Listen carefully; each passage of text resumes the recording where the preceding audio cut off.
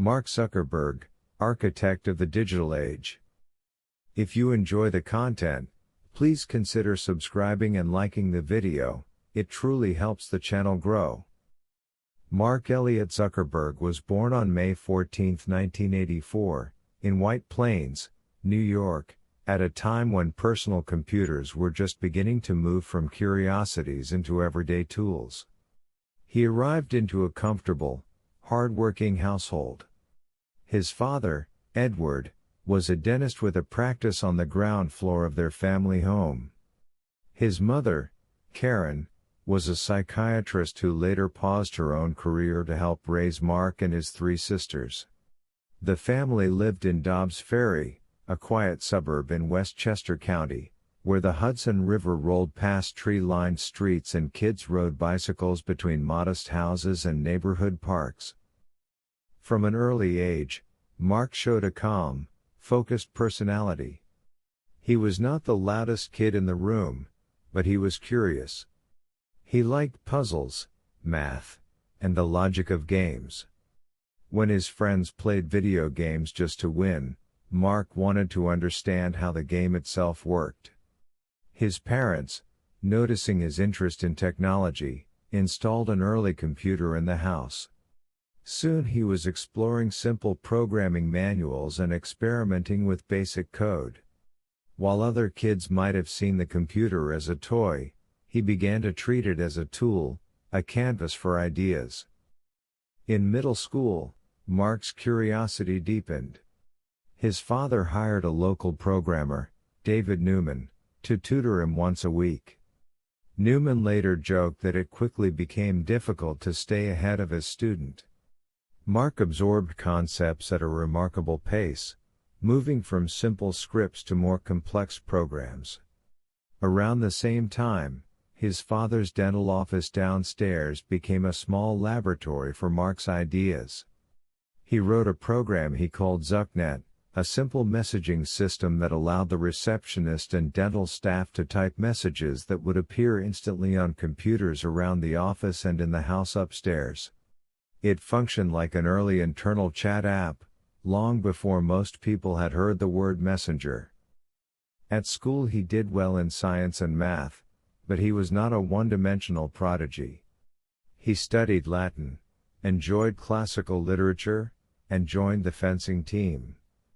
In high school, first at Ardsley and later at the prestigious Phillips Exeter Academy, he became captain of the fencing team, demonstrating a quiet competitiveness that would later define his business life. He also built small software projects for fun, including music programs that could learn a listener's preferences and shuffle songs accordingly. When AOL and Microsoft expressed interest in hiring him or buying the code while he was still a teenager, he declined. He wanted to go to college first. In 2002, Mark enrolled at Harvard University. On the surface, he blended in with thousands of other undergraduates: hoodie, backpack, meal plan, shared dorm room. Beneath that ordinary exterior, though, he carried an intense drive to build things. Harvard at that time was beginning to grapple with a digital future.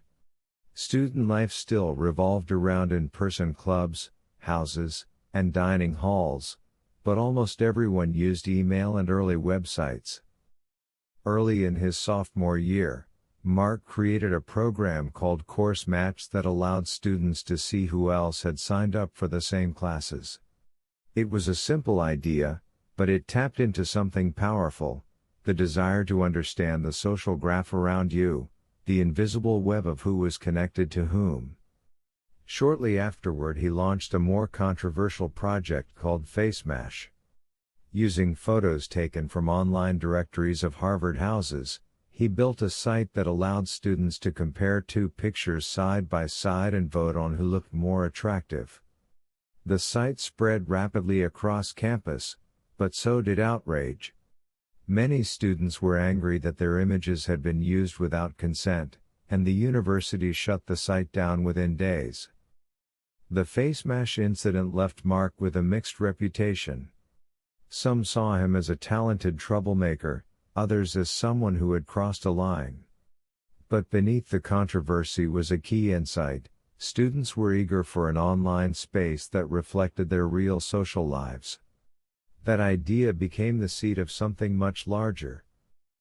In early 2004, working from his dorm room in Kirkland House, Mark began writing the code for a new website.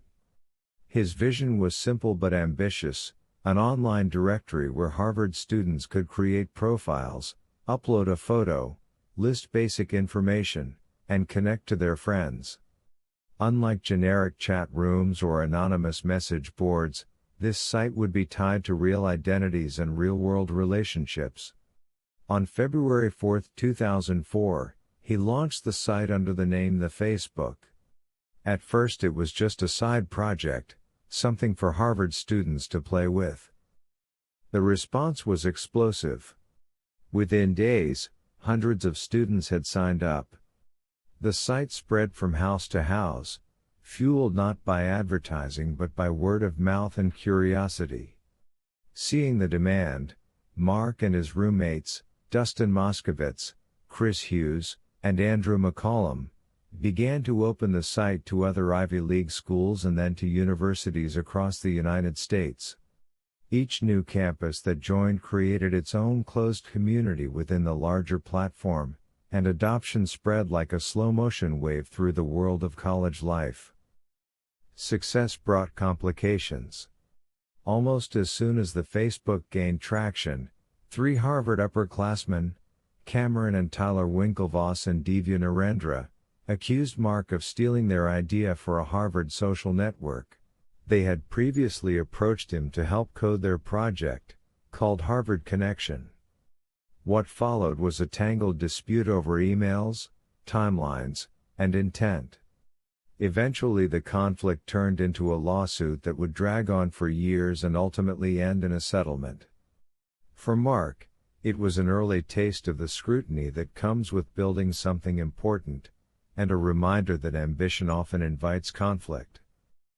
By the summer of 2004, the project had outgrown the dorm room. Mark, Moskovitz, and a small team moved to Palo Alto, California, the heart of Silicon Valley. They rented a nondescript house that functioned as both office and crash pad. Days blurred into nights as the team wrote code, fixed bugs, and watched user numbers tick upward. Early that summer they met Peter Thiel, a venture capitalist who believed in the potential of their idea. Thiel invested $500,000, giving the young company both breathing room and credibility. As the Facebook expanded to hundreds of campuses, it faced a strategic crossroads. Some larger companies made informal inquiries about buying the site. For a student who had yet to graduate, the offers were life-changing. Mark declined them. He believed the network could reach far beyond universities and one day connect people everywhere. It was, he famously said, not a company, it's a movement. That sense of mission guided his decision to drop out of Harvard and stay in Palo Alto full-time, focusing completely on the platform. The Facebook soon dropped the from its name and became simply Facebook. In 2006 it opened registration beyond universities to high school students and eventually to anyone over the age of 13 with an email address. As each new group joined, the network's value increased. Friends found lost classmates, families shared photos, and strangers formed communities over shared interests. The blue and white interface, simple at first, became a part of daily routine for millions and then billions of people. As Facebook grew, Mark's role shifted from lead programmer to CEO of a fast-scaling company. He was in his early 20s, leading teams of seasoned engineers, designers, and executives. The culture he fostered emphasized speed and iteration. A phrase painted on the walls of the office captured the ethos: move fast and break things. It summarized the idea that innovation mattered more than caution, that shipping new features quickly was better than waiting for perfection. This mindset helped Facebook outpace competitors, but it would also bring future challenges. In 2007 and 2008, Facebook introduced key features that reshaped how people interacted online. The news feed turned the site from a static directory into a constantly updating stream of friends' posts, photos, and activities. At first, many users disliked the change, feeling exposed and overwhelmed. Mark and his team adjusted privacy controls but stuck with the core concept, believing that a stream of updates would become central to the experience. They were right. Over time, users came to rely on news feed as the heart of Facebook. Another major step was the Facebook platform, which allowed outside developers to build applications that ran inside the site. Games and quizzes spread rapidly, turning Facebook into a hub of casual entertainment and social gaming. Partnerships and advertising models evolved around this ecosystem, and the company's revenue began to climb sharply. By his mid-20s, Mark Zuckerberg was a billionaire on paper and a central figure in the technology world. Time magazine named him one of the most influential people in the world. Profiles highlighted his uniform of gray t-shirt and jeans, his intense focus, and his belief that connecting people could make the world better. Yet behind the praise, new questions were emerging. How much power should a single private company have over the flow of information? What responsibilities came with connecting hundreds of millions of people? In 2012, Facebook took a defining step by going public. The initial public offering was one of the largest in history. On the morning of the IPO, Mark, still in his trademark hoodie, rang the opening bell of the Nasdaq Stock Exchange remotely from the company's campus. The first day of trading was rocky, with technical glitches and a volatile share price, but over the long term the IPO solidified Facebook's position as a major global corporation. Going public brought new pressures. Investors expected steady growth in revenue and users. Competitors like Twitter and Google competed for attention and advertising dollars. Smartphones were rapidly replacing desktop computers, and Mark realized that Facebook had to transform itself into a mobile-first company or risk falling behind. He pushed the teams to rebuild core parts of the product for small screens and slower networks. The effort was difficult, but within a few years, most Facebook usage shifted from desktops to phones, and the company emerged stronger. Rather than simply defending what he had built, Mark went on the offensive. In 2012, Facebook acquired Instagram, a fast-growing photo-sharing app that had captured the imagination of younger users. In 2014, the company purchased WhatsApp, a messaging service that was expanding quickly in Europe, Latin America, India, and Africa. These acquisitions, along with the purchase of virtual reality company Oculus, signaled a broad strategy. Facebook would not be just a single website but a family of apps connecting people across different contexts and devices. As the platform's reach expanded into the billions, its impact on society deepened. People used Facebook to organize events, share news, raise money for causes, and maintain long-distance relationships. At the same time, harmful uses emerged. Misinformation spread quickly. Hate speech, bullying, and extremist content found their way into groups and feeds. Political campaigns used Facebook's targeting tools to reach voters with precision. In some countries, the platform became the primary gateway to the internet, which meant that decisions about algorithms and policies could shape public conversation in profound ways. One of the most significant crises of Mark's career erupted in the late 2010s with the revelations surrounding Cambridge Analytica.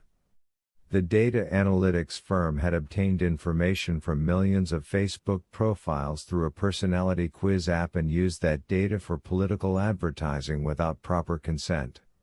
When the scope of the breach became public, Facebook faced intense criticism from users, governments, and the media.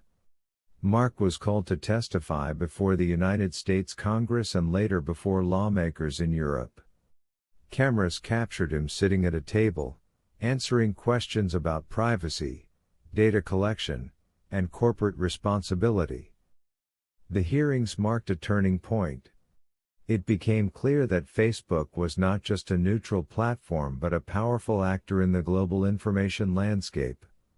Under Mark's leadership, the company began investing heavily in content moderation, artificial intelligence safety tools, and transparency initiatives.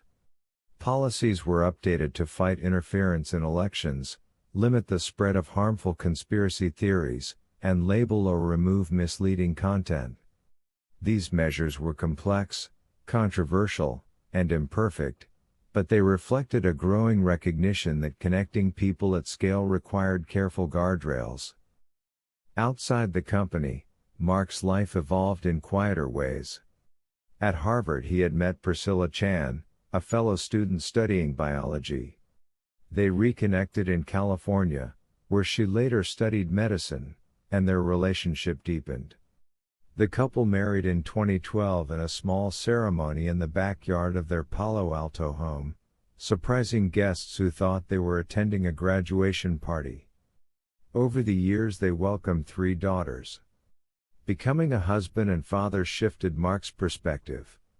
He spoke more often about future generations and the long-term impact of technology on education, health, and opportunity. In 2015, Mark and Priscilla announced the creation of the Chan Zuckerberg Initiative, a philanthropic organization funded by the majority of their Facebook shares. In an open letter to their newborn daughter, they wrote about their hope to help advance human potential and promote equality. The initiative pledged to support projects in science, education, and community development, investing in tools such as disease research platforms, personalized learning systems, and local criminal justice reforms.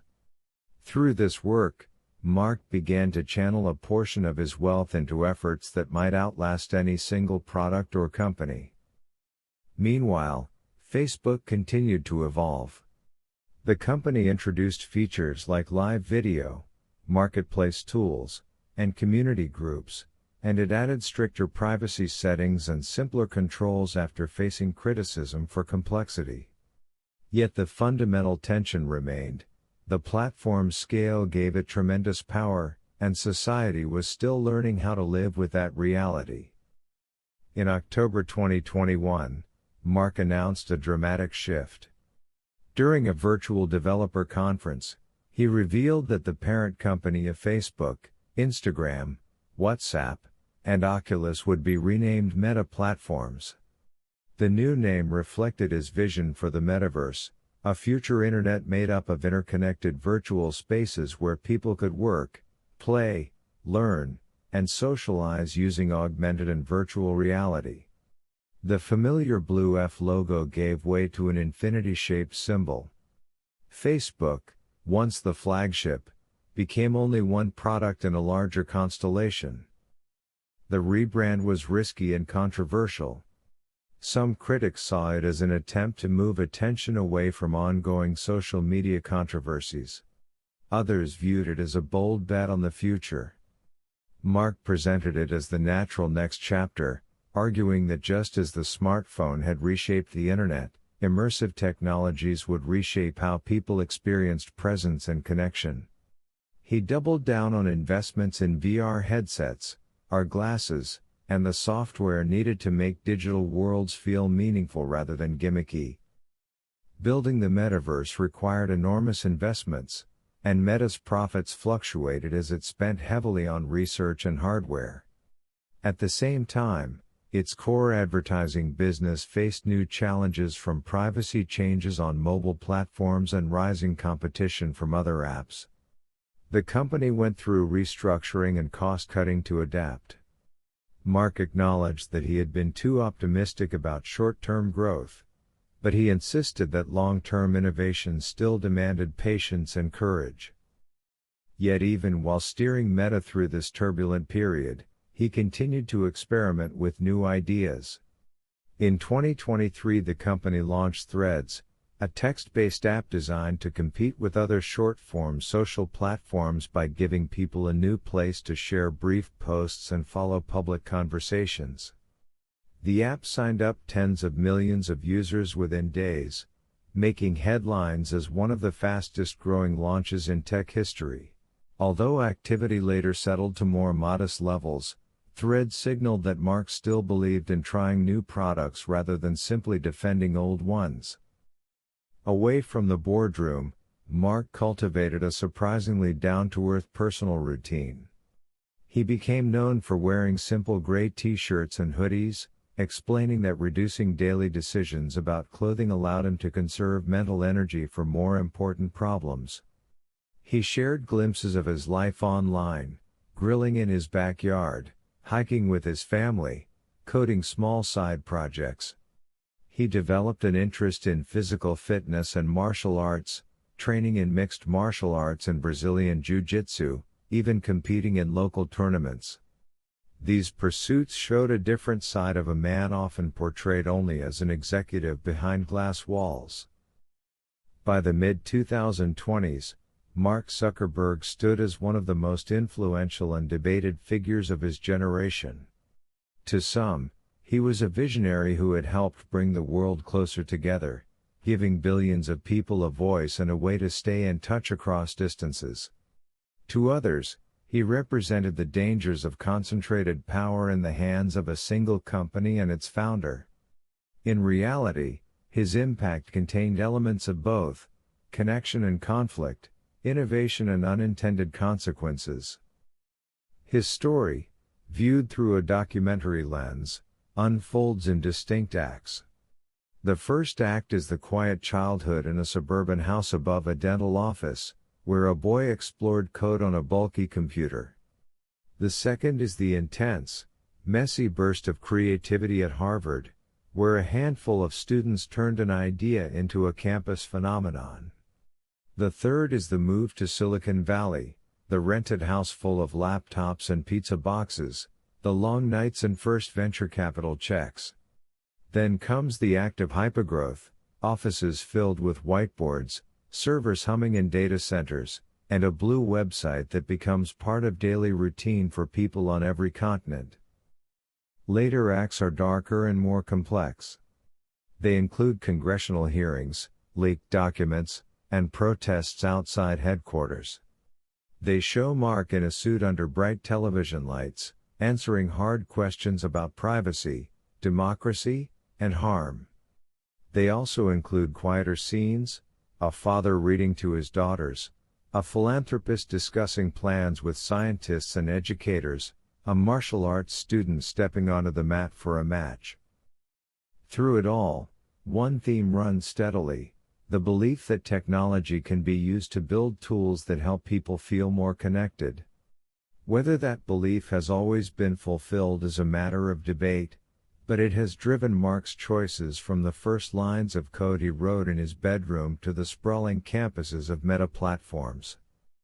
Whatever the final judgment of history may be, one fact is undeniable. A college student sitting in a dorm room in 2004 wrote code that changed the daily habits of billions of people. In doing so, he altered how the world communicates, how information travels, and how communities form, making his story one of the defining biographies of the digital age.